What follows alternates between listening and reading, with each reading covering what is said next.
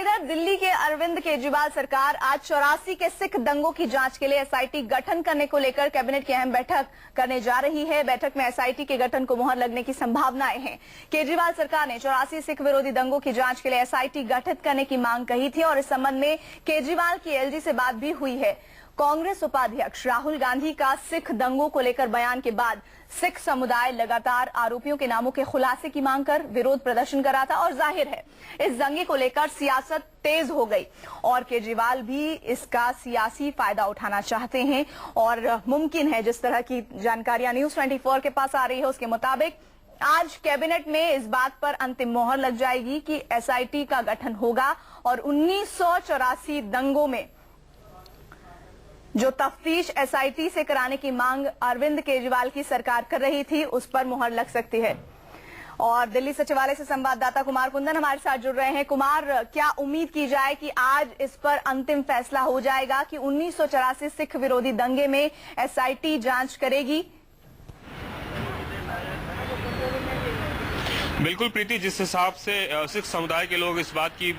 मांग करते आ रहे हैं कि एसआईटी बननी चाहिए और अलग अलग मोर्चों पर अलग अलग मुद्दे पर उन्होंने जो है इस पूरे बात को उठाया। अरविंद केजरीवाल भी इसी भावनाओं को ध्यान में रखते हुए वो बार बार इस बात को भुनाना चाहते हैं और यही वजह है कि इस पे अपनी इस कैबिनेट की मुहर के बाद वो लेफ्टिनेंट गवर्नर से मिलने वाले हैं इस मुद्दे पर, क्योंकि एसआईटी बनाने के लिए आदेश लेफ्टिनेंट गवर्नर जारी करेंगे। इसलिए लेफ्टिनेंट गवर्नर से मिलने जा रहे हैं और मिलकर वो इस बात के लिए उन्हें एक तरह से कहेंगे कि जल्द से जल्द इस पे एसआईटी बनाई जाए ताकि सिख विरोधी दंगे जो 1984 में हुए थे उस दंगों की हकीकत सामने आ सके। लेकिन बड़ा सवाल ये कि क्या सिर्फ एसआईटी बनाने से सब कुछ सामने आ जाएगा, क्योंकि पहले भी सीबीआई इस मामले की जांच कर चुकी है और भी कई सारे पहलू हैं और चूंकि सब कुछ ट्रायल हो रहा है बावजूद इसके कि क्या सिर्फ एसआईटी बनाने से सब कुछ सामने आ जाएगा या सिर्फ आई वॉश है। जी, जैसा आप बता रहे हैं कि आंखों को धोखा देने की कोशिश तो आम आदमी पार्टी नहीं कर रही है, ये एक बड़ा सवाल अपने आप में है। लेकिन कहीं ना कहीं जिस तरह अभी थोड़ी देर पहले हमने जिक्र किया कि खुद शीला दीक्षित के खिलाफ सीडब्ल्यूजी घोटाले में भी एक आदेश जांच के लिए तैयारी हो रही है आपकी तरफ से और वहीं दूसरी तरफ ये मामला, इन दोनों को ही मिलाकर अगर हम देखा जाए तो ये कह सकते हैं कि आम आदमी सरकार ये अच्छी तरह से समझ रही है कि सिखों को तो हम टारगेट पर ले, सियासी फायदा तो उठाएं और साथ ही साथ मौजूदा वक्त में जिस वजह से मैंडेट मिला है उस पर भी हम काम करें, क्योंकि ये आरोप लग रहे हैं आप सरकार पर कि आप अभी तक शीला दीक्षित के खिलाफ सख्त कार्रवाई क्यों नहीं कर पा रहे हैं।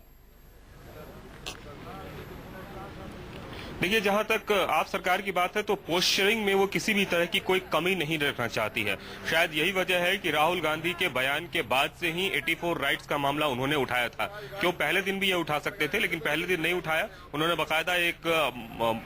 वक्त का इंतजार किया और जैसे ही वो वक्त आया उसके बाद उन्होंने सिख विरोधी दंगे की भी बात की, पहली बात। दूसरी बात, जहां तक शीला दीक्षित की बात है और जिस मुद्दे की बात हो रही है उस पर ऑलरेडी सीबीआई जांच कर रही है और एनडीएमसी के उसमें जो उस समय के तत्कालीन अधिकारी थे उस पे बाकायदा एफआईआर भी दर्ज हो चुका है इस मामले पे। शीला दीक्षित की जो बात वो कर रहे हैं, निश्चित तौर पर जो शीला दीक्षित की बात चल रही थी कि शीला दीक्षित ने घोटाले किए हैं, ये किए हैं, वो किए, 10 तरह के उन्होंने आरोप लगाए थे, लेकिन उन आरोपों के मद्देनजर कहीं भी उनपे कोई मुकदमा या ऐसा कुछ दायर करने की दिल्ली सरकार की तरफ से कोई सिफारिश नहीं हुई थी। जिस मामले में पहले से ही इंक्वायरी चल रही है उस मामले में मुख्यमंत्री भी आ सकती है। इसी बात को वो एक तरह से आधार बनाकर दोबारा से वो तहकीकात की बात कर रहे हैं, लेकिन अब ये कितना फिजिबल होगा ये भी देखना दिलचस्प होगा। प्रीति, इन सब के बीच एक और जानकारी दे दूं, 12:30 बजे लेफ्टिनेंट गवर्नर ने डीआरसी चेयरमैन को बुलाया है पीटी सुधाकर को, ताकि ये उनसे बात की जा सके कि अगर बिजली कंपनियों के लाइसेंस रद्द किए जाते हैं तो ऐसी स्थिति में क्या नई संभावनाएं बनती है। तो दिल्ली में जितनी भी कुमार, इस बैठक पर आप नजर बनाए रखें और जिस बात का आप जिक्र कर रहे हैं उसी से मैं कंक्लूड कर दूं आपकी और मेरी बातचीत को, वो ये कि आम आदमी सरकार इस वक्त जो सबसे बड़ी कोशिश में लगी है वो पोस्चरिंग, क्योंकि उसी पोस्चरिंग की वजह से उन्हें सरकार बनाने का मौका मिला है और वो पोस्चरिंग बीते दिनों कुछ हद तक धूमिल हुई थी, जिसे रीगेन करने की कोशिश इस वक्त दिल्ली की सरकार कर रही है। बहुत बहुत शुक्रिया कुमार जानकारी के लिए।